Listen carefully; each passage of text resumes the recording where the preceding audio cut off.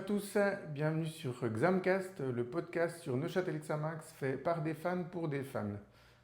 Alors, il y a quelques temps, sur Instagram, à la fin de l'enregistrement d'un épisode, j'ai publié une photo qui montrait en fait mon installation et je vous ai demandé si ça vous intéressait d'avoir une vidéo making-of.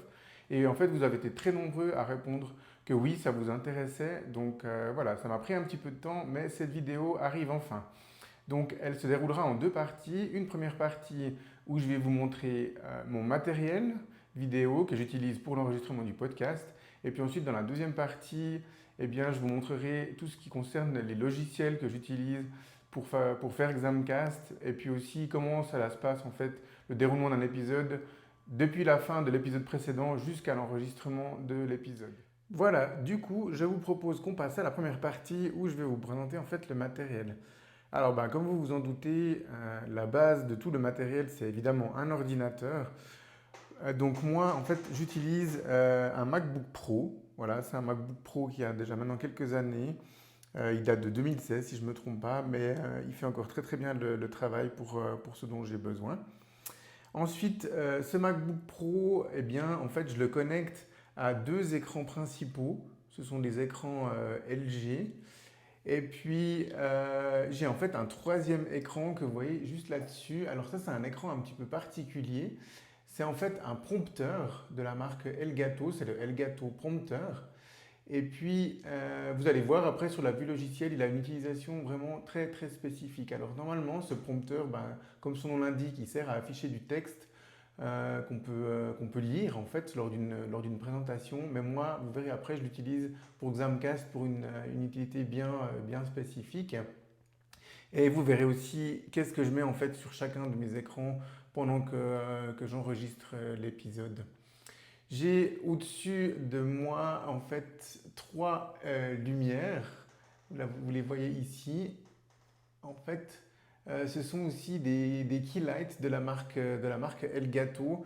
Alors, elles ont le principal avantage d'être connectées, donc ce qui fait que je peux les télécommander très simplement pendant l'enregistrement de l'épisode. Voilà. Et puis en ce qui concerne le matériel, donc j'ai encore ici donc le clavier et puis la souris que j'utilise pendant l'épisode. Ce sont des claviers et souris de la marque Logitech. Et puis ensuite, on a ici derrière, donc ça, le Elgato Wave XLR, c'est l'interface audio que j'utilise. Elle me permet en fait de connecter mon micro XLR qui se trouve derrière, que je vais rabattre maintenant pour vous montrer. Voilà. Donc l'interface elle est reliée à ce micro, c'est le Elgato Wave DX. C'est un micro XLR classique qui me permet en fait d'avoir une prise de son de très très bonne qualité. Et puis surtout, comme elle est reliée à des logiciels, ça me permet aussi d'éviter les bruits autour de moi quand j'enregistre, comme par exemple le ventilo de l'ordinateur. Donc voilà. Ensuite, je dois encore vous montrer le casque que j'utilise, puisqu'en fait, toute la prise de son se fait via le casque pour que je sois bien isolé. Donc, je le range un peu en dessous du bureau, je vous le montre ici. C'est un casque Beyer Dynamics, c'est le DT770 Pro. Alors, c'est un casque qui est assez reconnu dans le milieu pour offrir une qualité sonore de très très très bonne qualité. Voilà, et puis dans la partie matériel, je vais encore vous montrer le petit boîtier qui se trouve là devant. Alors ça c'est le Stream Deck Plus de la marque Elgato. Alors je tiens à préciser que je ne suis pas sponsorisé par la marque Elgato, hein. J'ai acheté tout le matériel de ma poche. Mais voilà, c'est une compagnie en fait qui fabrique des produits pour le streaming et l'enregistrement vidéo de très bonne qualité. Donc voilà, c'est pour ça que je me fournis pas mal chez eux. Donc le Stream Deck Plus, en fait, c'est un petit boîtier qui est relié à l'ordinateur et puis qui permet par des pressions sur des touches d'effectuer des actions. Donc ça, pour l'enregistrement vidéo et le streaming, c'est assez pratique parce que voilà, ça permet des fois en une pression de bouton de faire des actions qui nécessitent plusieurs clics de souris, voire l'utilisation, l'ouverture de logiciels. Donc c'est extrêmement pratique. Donc voilà, pourquoi je m'en sers pour Xamcast?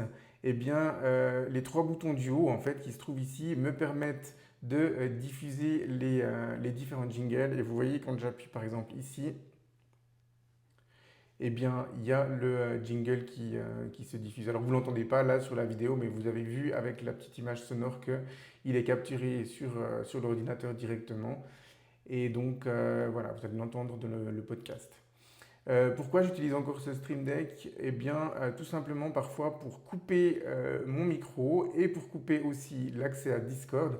Alors ça, c'est très pratique quand je vous diffuse des interviews que j'ai prises à l'externe. Ça nous permet en fait à nous les animateurs de continuer à parler pendant ces interviews. Vous l'avez entendu, hein, certaines durent parfois 5 minutes. Donc en fait, nous, on peut continuer à parler de notre côté et puis vous n'allez pas nous entendre pendant l'enregistrement de l'épisode, ce qui est vraiment très pratique. Donc voilà, je vous ai présenté tout ce que j'utilise en termes de matériel. On peut maintenant passer à la vue où je vais vous présenter tout ce qui est logiciel. Voilà, on se retrouve sur cette vue-là pour que je vous explique un petit peu les logiciels que j'utilise pour l'enregistrement de l'épisode dans un premier temps, et puis ensuite je vous montrerai comment je suis organisé pendant l'enregistrement de l'épisode à proprement parler. Voilà, alors le premier logiciel que je vais vous présenter, alors je ne vais pas vous le présenter dans son intégralité parce que tout le monde connaît, je pense, Discord. Mais c'est le logiciel que nous utilisons pour communiquer ensemble pendant l'épisode. Nous avons un serveur dédié, certains d'entre vous en font peut-être déjà partie. Et puis sur ce serveur, en fait, nous avons un salon privé qui s'appelle Enregistrement des épisodes. Vous y avez accès seulement si vous êtes animateur ou invité au sein du podcast. Alors j'ai fait ça pour éviter que des gens se connectent involontairement ou pas à un salon public et puis que ça vienne perturber l'enregistrement de l'épisode. Donc voilà, c'est un salon privé. Alors peut-être que dans un futur, on ouvrira ce salon pour que les gens puissent venir écouter l'enregistrement d'un épisode, pas y participer directement, mais en tout cas écouter.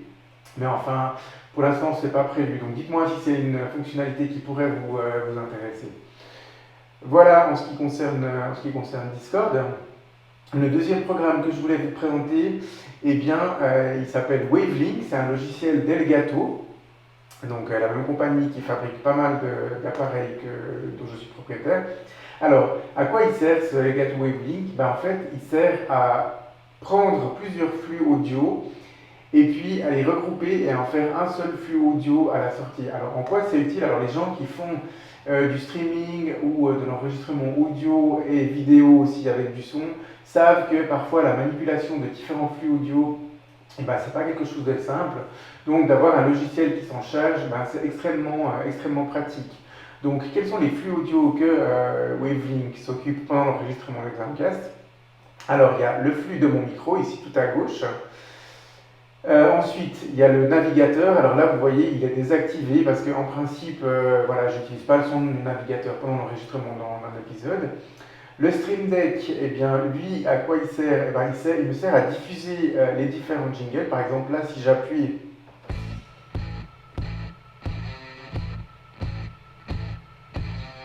vous allez entendre le son du jingle. Les trois suivants ne sont pas utilisés sur Xamcast. Ici, c'est mon boîtier de capture pour les jeux vidéo. Là, c'est Spotify et puis Apple Music. Ensuite, il y a Discord, bien évidemment. Il faut que je puisse capter le son qui provient de notre salon vocal. Alors, à noter qu'il n'y a pas un flux par invité. Discord est un flux unique, donc je ne peux pas différencier le flux de l'invité de celui de Michael, de Sam, d'Alex ou de Matteo. Mais c'est quand même extrêmement pratique parce que ça me permet de le couper soit en monitoring, soit du coup dans le flux de streaming à la sortie. Et puis ensuite il y a VLC, alors lui je l'utilise pour diffuser les interviews des joueurs et du coach que je prends après les matchs en général. Voilà, alors Wavelink en fait lui il va uniquement produire un flux audio de sortie, mais il ne va pas l'enregistrer. Pour ça j'ai besoin d'un programme qui fait ça et j'ai choisi Audacity. Parce que Audacity, il est gratuit, il est open source et il est extrêmement simple d'utilisation. Un bouton pour démarrer l'enregistrement, un bouton pour le stopper. Le setup audio est conservé d'une fois à l'autre, donc on voit ici sur l'appareil d'enregistrement, c'est Wavelink Stream, donc c'est le flux audio qui est préparé par Elgato Wavelink, donc c'est extrêmement facile du coup pour moi d'utiliser comme ça. Voilà, alors du coup on va changer de vue. Et puis dans cette vision-là, vous allez avoir les trois écrans que j'utilise. Donc à ma gauche, il y a en fait l'écran du prompteur.